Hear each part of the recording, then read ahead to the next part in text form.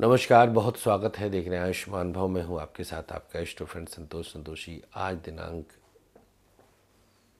23 नवंबर, जिसका भी बर्थडे है उन सब के लिए पूरा वर्ष कैसा बीतेगा इसकी जानकारी इस कार्यक्रम में आपको मिलती है। जिनकी 23 नवंबर को शादी की सालगिरह पड़ती हो, जो 23 नवंबर को वैवाहिक बंधन में बंधे होंगे, उनके लिए भी हम पूरी जानकारी लेकर के उपस्थित हैं। चलिए शुरुआत करते हैं आज के कार्यक्रम आयुष्मान भव की। सबसे पहले आपकी शिक्षा, पढ़ाई के मामले में दिन आपका अनुकूल रहेगा। वर्ष पूरी तरह से फेवर में जा रहा है।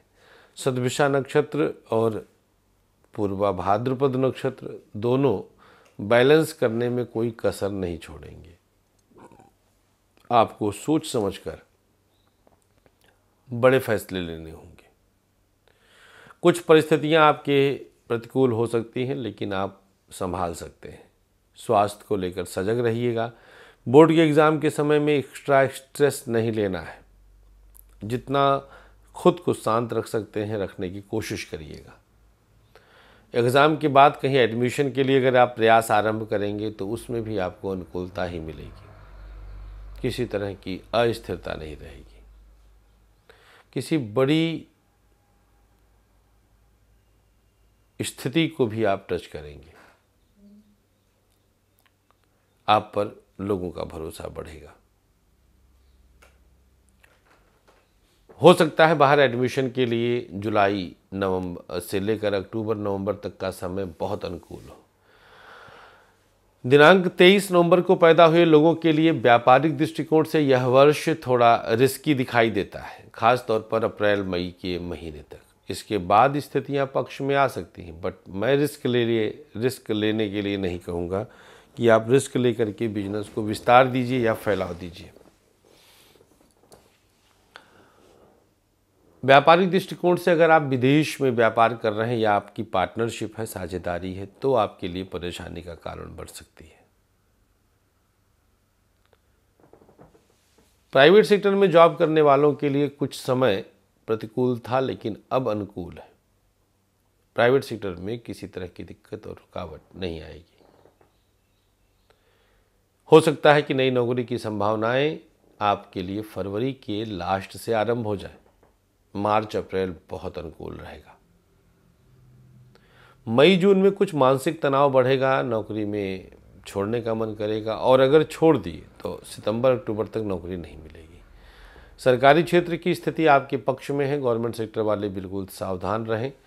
बस कदम फूंक फूंक कर रखें और बॉस के साथ सामंजस्य बना के रखें।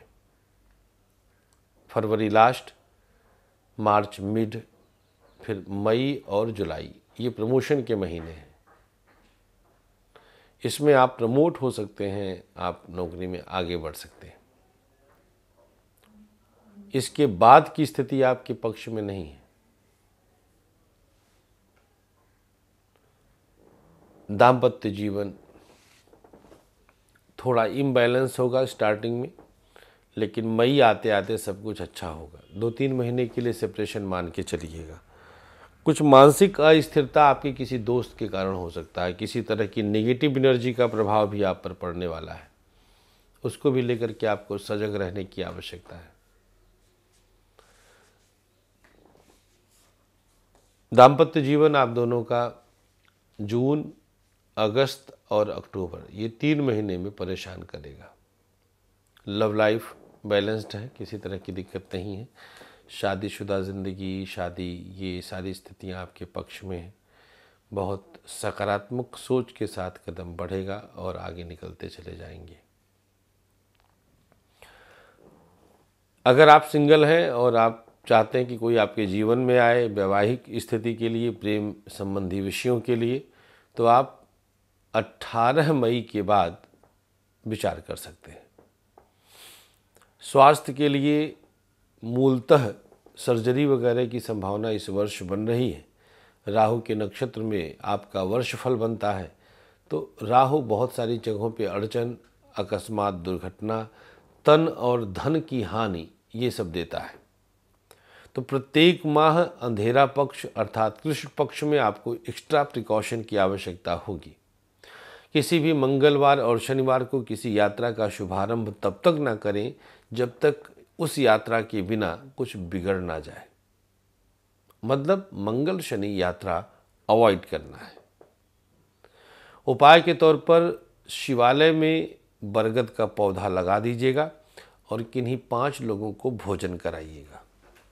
जिनकी आज शादी की सालगिरह है वो किसी कन्या के विवाह में मदद करके किसी घर में बर्तन और राशन का दान कर दें। थैंक यू, बहुत बहुत शुक्रिया आपके इस प्यार के लिए, मोहब्बत के लिए। हमें अनुमति दीजिएगा, लेकिन आप इस कार्यक्रम को शेयर कर सकते हैं अपने उन मित्रों के साथ जिनकी 23 नवंबर को शादी की सालगिरह है या जो 23 नवंबर को पैदा हुए हैं। नाइस डे, टेक केयर, नमस्कार।